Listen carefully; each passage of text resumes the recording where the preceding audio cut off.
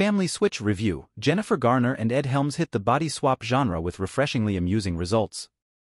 At this point, the body switch comedy genre is pretty well worn. Big, Freaky Friday twice, 17 again, 13 going on 30, etc. have pretty much defined and exhausted what can be done with the concept to keep it fresh. The latter 2004 hit actually starred Jennifer Garner, who is now returning to the genre again, this time as producer and star of Netflix's holiday comedy Family Switch. This time around, the formula is expanded to have an entire family experience a life-altering cosmic moment and become their opposites. The parents become their kids, the kids become their parents, even the baby becomes the French bulldog. Guess what? It works, even offering some LOL moments along the way in a movie that isn't trying to reinvent anything here, just finding a new angle to squeeze some more life out of it. Inspired by the book Bedtime for Mommy by Amy Krauss Rosenthal, who also is responsible for the source material on Garner's last Netflix family outing Yes Day, this film adaptation is actually quite different, as the fully family body switch idea is added here to what was originally a sweet book about the kid telling the parent bedtime stories.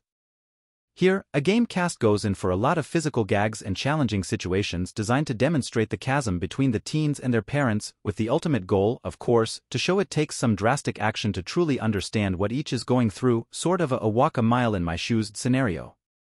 Jess Walker, Garner, is a bit of a workaholic architect about to propose a major new project to her colleagues. She is the top earner in the family, which includes husband Bill, Ed Helms, a frustrated musician and music teacher who is on the precipice of living his young dream of being a rock and roller in his band, Dead or Alive. The actual band members of Weezer make up the others. CC, Wednesday's Emma Myers, is a competitive soccer player more concerned with winning than anything else on her high school team, while brother Wyatt, Good Boys Brady Noon, is a somewhat shy 16-year-old. So one day on a family outing, their encounter with an astrological psychic, Rita Moreno, somehow leads to an unexplainable life-altering event when Jess and Cece and Bill and Wyatt each wind up finding themselves in each other's bodies. The same goes for toddler Miles and Pickles, the family dog. Hilarity ensues? You bet, as writers Victoria Strauss and Adam Steichel milk every possible situation out of this occurrence, and director Mick G keeps the pace fast and furious. Jess and Bill find their youth and attraction renewed at a teenage dance. Cece and Wyatt learn what it is exactly like to be responsible for others. Pickles and Miles get the big laughs.